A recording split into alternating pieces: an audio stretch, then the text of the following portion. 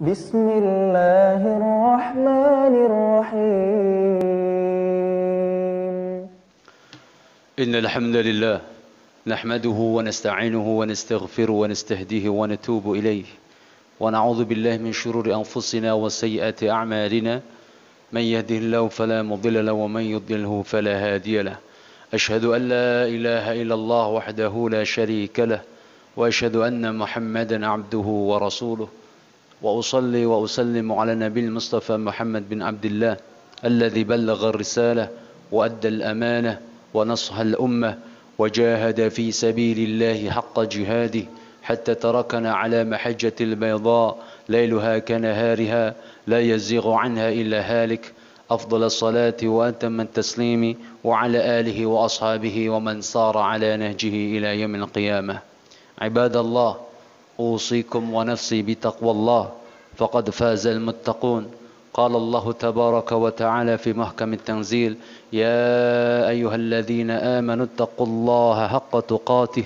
ولا تموتن إلا وأنتم مسلمون يا أيها الناس اتقوا ربكم الذي خلقكم من نفس واحدة وخلق منها زوجها وبث منهما رجالا كثيرا ونساء واتقوا الله الذي تساءلون به والأرحام إن الله كان عليكم رقيبا يا أيها الذين آمنوا اتقوا الله وقولوا قولا سديدا يصلح لكم أعمالكم ويغفر لكم ذنوبكم ومن يطع الله ورسوله فقد فاز فوزا عظيما أما بعد فإن أصدق الحديث كتاب الله وخير الهدي هدي محمد صلى الله عليه وسلم وإن شر الأمور محدثاتها فإن كل محدثة بدعة وكل بدعة ضلالة وكل ضلالة في النار عباد الله saudara-saudaraku seiman, seislam, hamba-hamba Allah yang semoga senantiasa mendapatkan limpahan taufik dan hidayah dari Allah Subhanahu wa taala. Sebuah misi besar yang diemban oleh Nabi kita yang mulia Muhammad sallallahu alaihi wasallam yang ini menjadi perintah dari Rabb-Nya yaitu Allah Subhanahu wa taala. Kenapa Allah Subhanahu wa taala menurunkan kepada beliau Al-Qur'anul Karim? Maka salah satu misi besarnya adalah terungkap dalam firman-Nya yang mulia. Allah Subhanahu wa taala berfirman, "Walladzi yunazzilu 'ala 'abdihi ayatin bayyinatin liyukhrijakum minadh-dhulumati ilan nur wa innallaha bikum laraufur rahim."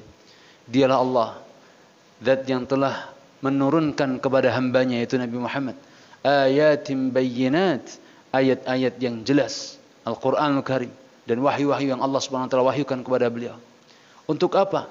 Liyukhrijakum minadh-dhulumati ilan nur, agar mengeluarkan kalian semuanya wahai manusia, mengeluarkan kalian semuanya dari kegelapan adh-dhulumat menuju kepada cahaya, dari seluruh kegelapan-kegelapan, mengeluarkan manusia dari seluruh kegelapan-kegelapan menuju kepada cahaya.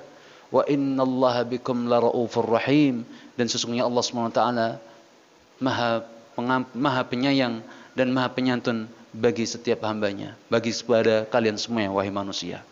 Jamaah dirahmati Allah Subhanahu wa taala, inilah yang misi yang diemban oleh Nabi kita yang mulia Muhammad sallallahu alaihi wasallam dengan diturunkannya Al-Qur'an Al-Karim.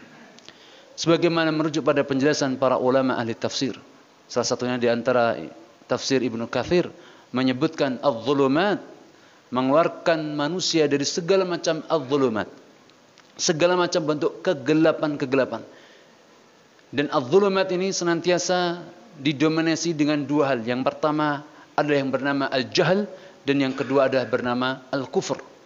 Dua hal ini senantiasa mendominasi apa yang disebut dengan adz-dzulumat. Ketika kita mendapatkan adz-dzulumat, pasti di situ ada dua unsur ini, antara kejahilan dan kekufuran. Dan kita lihat jamaah dirahmati Allah Subhanahu wa taala, dalam telaah kajian sirah nabawiyah, apa yang dilakukan Nabi SAW dan konteks terkait dengan apa yang terjadi pada umat manusia pada saat itu. Mereka faktanya adalah demikian, realitanya adalah demikian. Mereka sebagian besar berada dalam adz-dzulumat, kegelapan-kegelapan. Kegelapan-kegelapan yang itu tadi, semuanya terdiri ada unsur jahil, kufur, dan maaf. Satu lagi adalah kezaliman, az-zulm. Maka inilah kemudian dikatakan sebagai adz-dzulumat. kezaliman dan kegelapan, kejahilan, kekufran dari sisi ideologi. Salah satu contohnya, misalnya dari sisi akidah, kita dapati pada saat itu ketika Al-Quran Karim diturunkan kepada Nabi Muhammad SAW, maka manusia didominasi oleh ideologi akidah yang namanya akidah kekufuran, akidah syirik, akidah yang kemudian memperturutkan hawa nafsu. Semua dinilai baik dan buruk itu didasarkan pada hawa nafsu mereka dan pada ajaran-ajaran kekufuran dan kesyirikan. Ini yang terjadi. Dari sisi hukum juga demikian. Hukum pun tumpul ke atas dan tajam ke bawah. Maknanya adalah hukum senantiasa berlaku tebang pilih terhadap mereka para du'afa, orang-orang yang lemah, maka itu dilibas habis, ditegakkan badannya hukum. Terkait dengan orang-orang syurafa, orang-orang yang kemudian dianggap mulia, maka hukum tumpul di hadapannya. Dan kemudian dari sisi budaya, pemikiran juga demikian. Orang-orang jahiliyah, masyarakat kafirin jahiliyah pada saat itu pun mereka berlaku, budayanya adalah budaya yang kemudian memperturutkan hawa nafsu mereka. Sama sekali tidak mencerminkan adanya akal sehat, tidak mencerminkan adanya budi pekerti yang luhur, tidak mencerminkan adanya sebuah peradaban yang mulia. Yang ada adalah semuanya didasarkan pada hawa nafsunya. Begitu pula dari sisi kemudian masalah sosial. Tatanan sosial yang ada pada saat itu pun semuanya pun atas dasar hawa nafsu. Semuanya pun atas dasar pemikiran-pemikiran logika mereka. Ada yang kemudian mereka sampai melakukan tindakan-tindakan yang asusila. Dan itu pun dianggap hal biasa. Karena itu sudah diperundang-undangkan dalam hukum tata sosial mereka. Ini yang terjadi jamaah dirahmati Allah Subhanahu wa taala. Maka Al-Qur'anul Karim diturunkan kepada Nabi kita yang mulia Muhammad sallallahu alaihi wasallam dalam rangka untuk mengeluarkan manusia dari segala macam bentuk itu semuanya. Dari segala macam bentuk kezaliman-kezaliman, kekufuran-kekufuran dan kemudian kejahilan-kejahilan menuju pada peradaban an-nur, cahaya. Dan menarik jamaah dirahmati Allah Subhanahu wa taala. Para ahli tafsir kemudian kenapa seringnya ketika disebutkan al-zulm itu bentuknya jamak, zulumat, kegelapan-kegelapan, kezaliman-kezaliman. Sementara an-nur bandingannya hanya disebutkan satu saja, tidak dalam bentuk plural, tidak dalam bentuk jamak. Maka ini jamaah dirahmati Allah Subhanahu wa taala, ada sebuah pesan penting yang Allah Subhanahu wa taala hendak sampaikan kepada kita, bahwa an-nur yang dimaksud adalah cahaya Islam, an-nur yang dimaksud adalah aturan ajaran agama dari Allah Subhanahu wa taala, dan cukup dengan ajaran Allah Subhanahu wa taala itulah yang kemudian bisa menghilangkan seluruh kezaliman-kezaliman itu, dan tidak ada satupun yang bisa menghilangkan kezaliman-kezaliman itu selain daripada Islam, selain daripada syariat Allah Subhanahu wa taala. Hanya satu, cahaya Islam. Mau kita mencari solusi apapun ketika jauh dari Islam, ujungnya juga adalah kezaliman. Ujungnya adalah sebuah kebinasaan. Ujungnya adalah sebuah kecelakaan. Dan ini bukan hanya sekedar retorika belaka, tidak, namun ini sudah dibuktikan secara empiris, secara catatan sejarah bagaimana peradaban Islam mengatur manusia, bagaimana syariat Islam, syariat Allah mengatur manusia selama kurang lebih bentangan 13 abad. Yang kemudian hari ini dicoba untuk kemudian ditutup-tutupi dan kemudian ada upaya-upaya untuk mendistorsikannya di hadapan manusia. Jamaah dirahmati Allah Subhanahu wa taala. Mari kemudian kita melihat konteks kita hari ini. Sudahkah kita betul-betul diatur dengan peradaban Al-Qur'an? Sudahkah kita betul-betul diatur dengan peradaban syariat Islam sehingga kemudian tidak ada di antara kita kezaliman-kezaliman, az-zulumat, kegelapan-kegelapan yang senantiasa didominasi dengan tiga hal tadi. Kejahilan, kezaliman, dan kekufuran. Oleh sebab itu jamaah dirahmati Allah Azza wa Jalla, sebagai seorang muslim kita harusnya sadar ketika perkara ini menjadi misi besar Nabi Muhammad SAW, maka kita sebagai pengikutnya, maka kita sebagai orang yang telah mengucapkan asyhadu an la ilaha illallah wa asyhadu anna Muhammadar Rasulullah, haruslah memahami tentang misi apa yang ada dalam kehidupan kita. Hidup kita, ketika kita sudah menyatakan asyhadu an la ilaha illallah wa asyhadu anna Muhammadar Rasulullah, yakni siap untuk kemudian melanjutkan tongkat estafet perjuangan yang telah diembankan kepada Nabi kita yang mulia Muhammad sallallahu alaihi wasallam. Itu misi daripada kehidupan kita seorang muslim. Misi kita bukan hanya sekedar untuk mencukupi kebutuhan biologis, tidak. Misi kita yang terbesar adalah bagaimana juga melanggengkan syariat Allah Subhanahu wa taala ini di atas muka bumi ini dan berupaya untuk menjadikan Al-Qur'an Al-Karim sebagai sumber dari segala sumber hukum bagi kehidupan tatanan peradaban manusia. Barakallahu li wa lakum bil Qur'anil azim wa nafa'ani wa iyyakum bima fihi minal ayati wadh-dhikril hakim. Aqulu qawli hadha wa astaghfirullaha li wa lakum wa lisa'il muslimina wal muslimat fastaghfiruhu innahu huwal ghafurur rahim.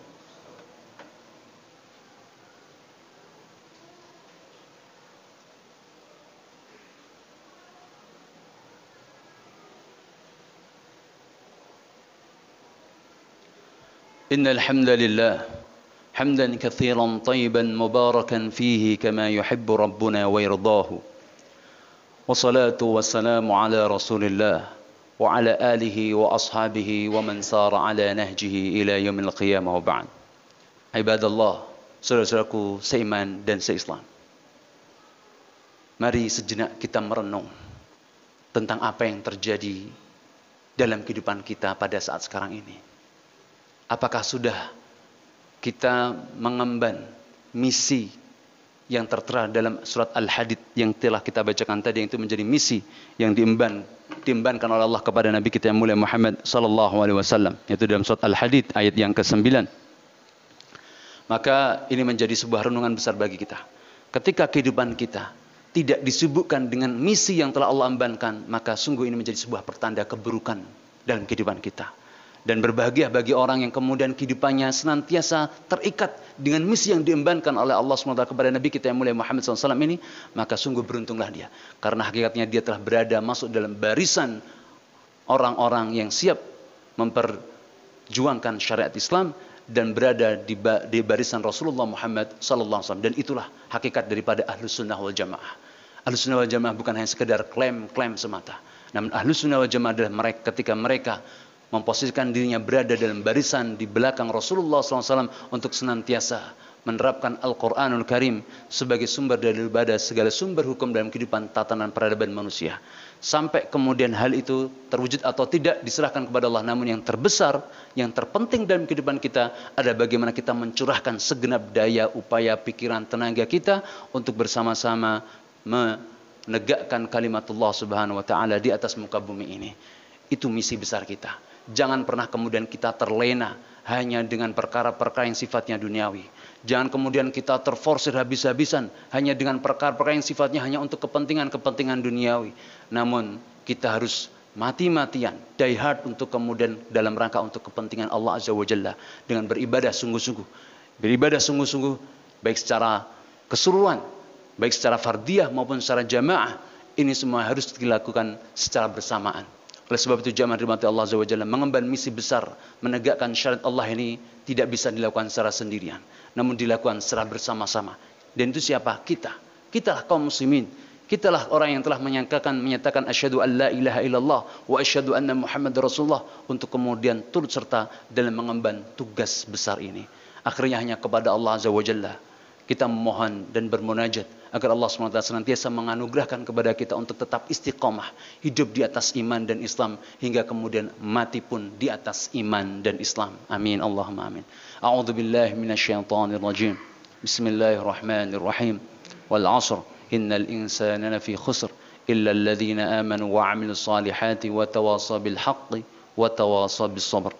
Ya'lamu 'ibadallah anna Allah amara amran bada'a bi nafsihi وثنى بملائكته وثلث بالمؤمنين حيث قال تبارك وتعالى إن الله وملائكته يصلون على النبي يا أيها الذين آمنوا صلوا عليه وسلموا تسليما اللهم صل على محمد وعلى آل محمد كما صليت على إبراهيم وعلى آل إبراهيم إنك حميد مجيد يا ربنا لك الحمد كما ينبغي لجلال وجهك وعظيم سلطانك اللهم اغفر للمؤمنين والمؤمنات والمسلمين والمسلمات الأحياء منهم والأموات إنك سميع قريب مجيب دعوات اللهم إنا نسألك سلامة في الدين وعافية في الجسد وبركة في الرزق وزيادة في العلم وتوبة قبل الموت ومغفرة بعد الموت اللهم هون علينا في سكرة الموت والنجاة من النار والعفو عند الحساب وأجرنا من النار وأدخلنا الجنة مع الأبرار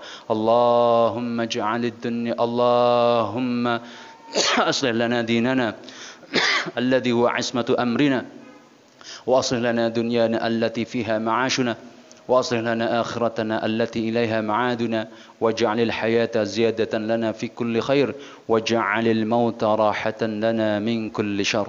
اللهم يا أرحم الراحمين، اللهم وحد صفوف المسلمين واجمع كلمتهم يا رب العالمين. اللهم ألف بين قلوب المؤمنين كما ألفت بين المهاجرين والأنصار. اللهم انصر إخواننا المجاهدين الذين يجاهدون في سبيلك يا رب العالمين. اللهم وحد صفوفهم واجمع كلمتهم وسدد رميهم يا رب العالمين. اللهم يا جبار، اللهم يا قهار، اللهم يا متكبر، اللهم يا ذا القوة المتين. اللهم عليك بالكفرة والمشركين من اليهود والنصارى والمنافقين الذين يقاتلون أولياءك ويصدون عن سبيلك. اللهم عليك بهم، اللهم شتت شملهم وفرق جمعهم وزلزل أقدامهم يا جبار يا قهار يا متكبر. اللهم إنا نسألك الشهادة وحسن الخاتمة. اللهم إنا نسألك رضاك والجنة ونعوذ بك من سخطك والنار. اللهم يا مقلب القلوب ثبت قلوبنا على دينك. اللهم يا مصرف القلوب صرف قلوبنا إلى طاعتك. اللهم إياك نعبد وإياك نستعين. اللهم إنا نسألك الشهادة وحسن الخاتمة. اللهم إنا نسألك رضاك والجنة ونعوذ بك من سخطك والنار. ربنا آتنا في الدنيا حسنة وفي الآخرة حسنة وقنا عذاب النار. وآخر دعوانا أن الحمد لله رب العالمين، وصلى الله على نبينا محمد. عباد الله، يعلموا أن الله يأمر بالعدل والإحسان وإيتاء ذي القربى وينهى عن الفحشاء والمنكر والبغي يعظكم لعلكم تذكرون. ولذكر الله أكبر والله يعلم ما تصنعون. أقم الصلاة.